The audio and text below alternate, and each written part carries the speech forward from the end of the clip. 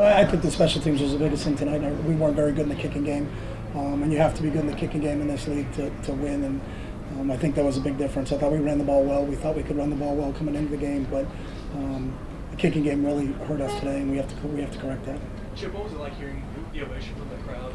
It was nice. I mean, these fans are awesome. They were my 6 years here was an unbelievable experience, and this just kind of solidified exactly what I thought. You know, they're special people that have a special passion for their school, and it's a really cool place.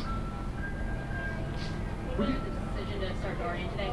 What's that? Just the week of practice, and felt like he was healthy and he was ready to go. So. How did you feel about Oregon's offense and the way they played tonight? I thought they were good. I mean, we made some mistakes ourselves. I think that helped them a little bit, but I thought they did a nice job. You said during the conference call you probably wouldn't have time to soak everything in. Did you, though? No, not really. I mean, this wasn't about me, Aaron. This was about us trying to go out and compete. And got a young team that's learning from their mistakes, a lot of teachable moments from this game. But, you know, I don't think that way. You know, I'm a forward-thinking guy. To me, it's about the journey. You know, it's not about thinking about memories or thinking about moments. It's about what's next. You know, and we got a lot of work to do to get ready for a good Arizona State team. We'll beat Utah tonight, so we got to get back at it as quick as possible. So. I thought Wilton did a nice job. You know, I think we have two guys. You know, Wilton has some strengths and Dorian has some strengths. We try to play to both of those when we get those guys in there. You know, it's fortunate that we do have both those guys. You know, neither of them were here in the spring. They both got here in the summer, but the way both those guys picked up what we're doing is a credit to them and their football background. So it was positive when Dorian went down there that we could turn to Wilton in that situation, because I think he did some things out there that, you know, hopefully we can build upon. So. How do you feel about the way your team has progressed from as you started to where you I look at I'm not we're a micro operation right now. You know, we're going game to game, so everything in our whole focus was, you know, what are we doing to play Oregon, and then when we get back in tomorrow, we'll make the corrections from this game and then get ready to play a really good Arizona State team. So that's kind of how we look at it. We don't have time right now to kind of look at where do we start and where are we on this journey and how is this going. So, you know, there's a lot of things that we need to correct and we need to get back to work tomorrow. So. How much different are you now as a coach than you were when you left? Older, grayer.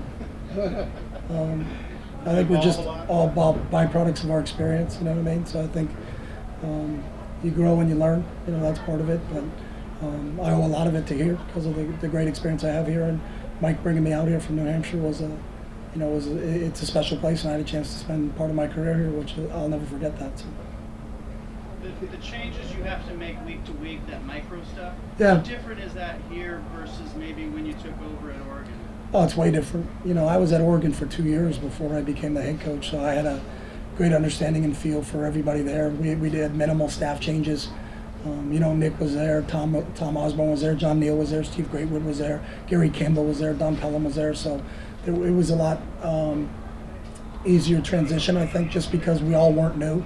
A lot of guys that you could rely on. You know, I think one of the things we tried to be really conscious of when I became the head coach is let's not throw the baby out with the bathwater. That Mike and Rich Brooks laid a blueprint in a game plan of how things are supposed to be done, and we just kind of continued that and extended that.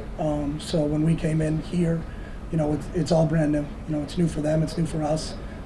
They're learning us, we're learning them. So that's part of the process that we go through. You know, and that's the challenge. To be honest with you, that's the fun part. You know, I don't think, you know, no one wants it easy, and that was one of the reasons it was attractive. So, you know, let's go see what we can get done.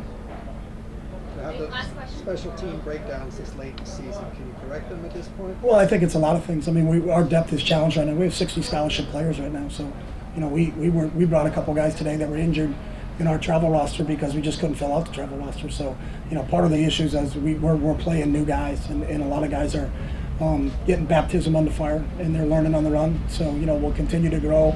You got more film and more tape you can teach those guys with, and that's a positive. You know, and that's something that you get them that experience in a great atmosphere. And I think this was really cool for our kids to get a chance to play in this environment. We felt the same way when we left Oklahoma. I thought that was a cool environment for our young kids to play in. So that's part of the deal. You know, we got to grow up, and no one's going to wait for us. You know, it's you get thrown into the mix and you got to go. So that's part of the process. So who's ever available to us, we're going to coach the heck out of them, and they're going to give us great effort. That's the one thing I think these guys did. You're down 21-0 in the first quarter, real hostile territory. This team doesn't really get fazed by things like that, which is a good thing. Maybe it's a byproduct of being young. I think at times they don't know what they don't know, which is good. So, we're excited just to go back to work with them and see what the next challenge is for us, and that's a real good Arizona State team coming up. So. Chip, a lot of us had a chance to see and visit with you. Did you have a chance to visit with some of your old friends here?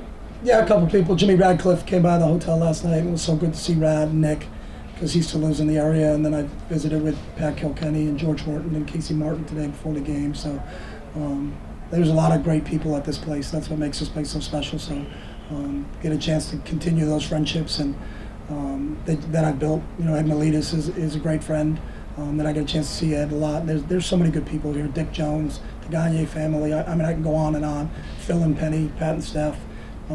It's an amazing place with amazing people, and I'm always thankful for what they gave me and the opportunities they gave me, and I'll never forget that.